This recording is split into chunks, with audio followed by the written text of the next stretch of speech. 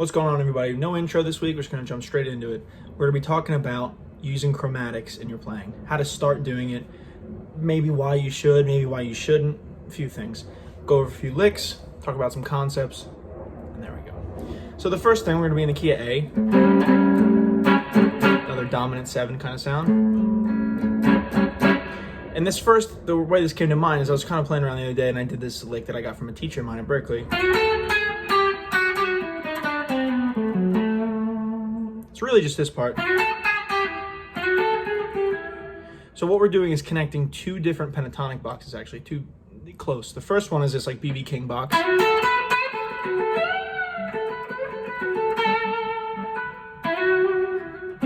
That kind of area. And the second one is this regular.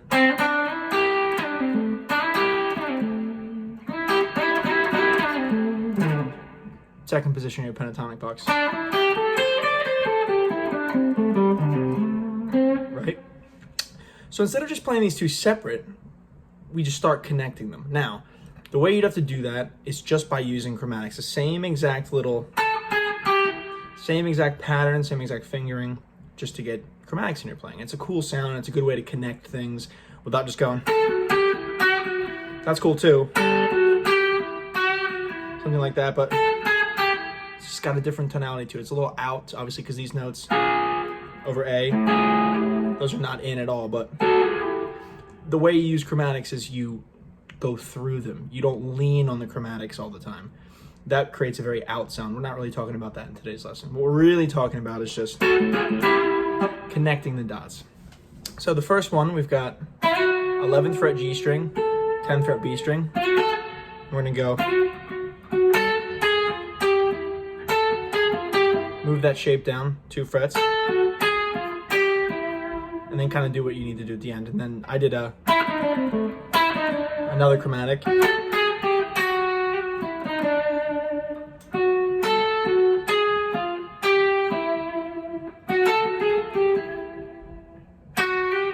Which is the 6 and the flat 7. There's your blues note here. So there's another chromatic. So I did two different two different chromaticisms in that lick, but it sounds very, very natural. It doesn't sound out, it doesn't sound weird to ears. 9,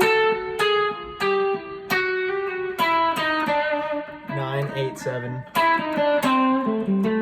Because if you were to go, that's now getting to the point where it sounds out, right?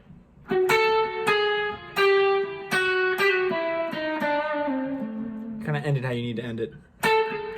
And also too, I'm really accenting the B string rather than that. I'm really going, picking with the right hand, hammer on, and hammering on the G string only. Where it's loud, but it's not, right? You just kind of hear it underneath. This is like how horn players play, trumpet and saxophone, things like that. And it's kind of a weird thing to get used to, just doing a different thing with your left hand than your right.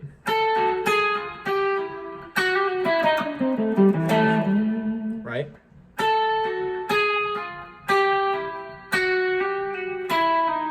You can either do legato there, pull-offs, or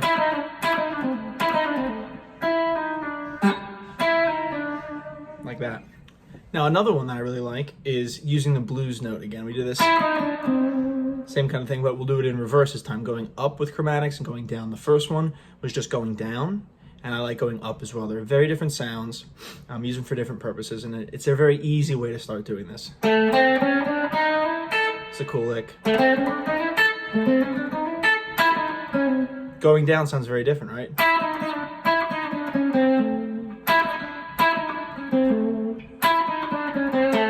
I like going up with this better.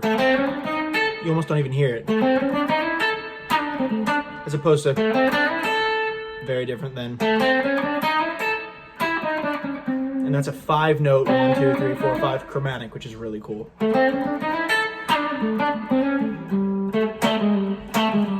There's another one. We'll get into that one in a sec. Do that anywhere. Anywhere, basically what I'm doing is root, flat third, major third, fourth, flat 5, sharp 4, flat 5, 5th, and then root. Any grouping of those notes is going to sound like this. So if I go, do it there. And this is actually, as a side note, this is something that I say to all students. Find a lick that you like or a lick that you play all the time and figure out every possible way to play it. Every place, every area of the fretboard, every string set, everything. So, those kinds of things. And then even up here.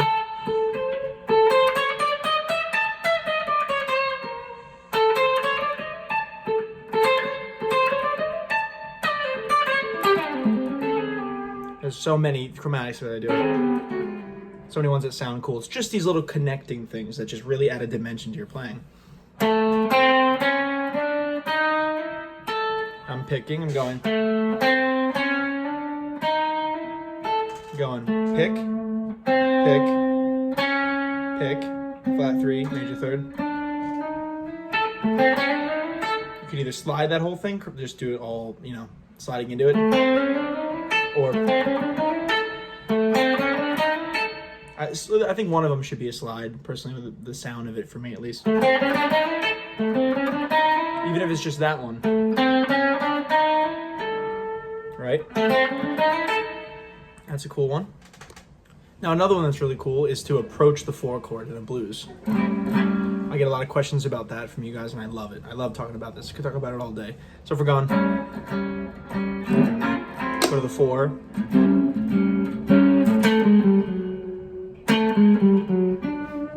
That's where we'd end it. So we're on the root of the A, on the D string, 7th fret. We're gonna walk it down to the 4th fret D string, which is the 6 of the 1. So you can use that to resolve too, but which is the 6 of the 1. 1, 2, 3, 4, 5, 6 is also 3 of the 4 chord. 1, 2, 3. So I'm going 7, 6, 5, 4, or 7, 6, 5, sliding from the 3rd fret to the 4th fret, 7th fret G string. So if it's right to that 3rd of the 4. You can do the same thing for the 5 chord too. Same little pattern. But this would be 9, 8, 7, 5 to 6, and then 9th fret G string. Right? You could use all 3 of these in the same song.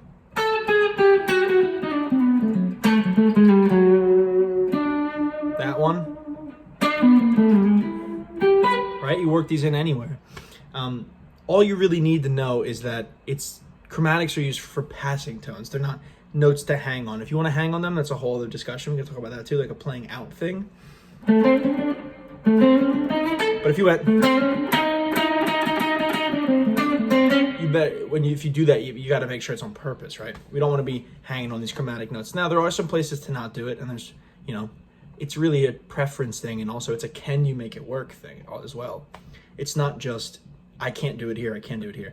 People like Oz Noy and a lot of jazz musicians can make it work all over the place, but it's a very advanced thing, and I myself, I don't use them all that much like that. So I'm gonna keep it to these things that I use so that I can be truthful to you guys and be honest. So these are 3 licks that I use kind of regularly, and hope you guys enjoyed, and I'll see you in the next one. Later, everybody.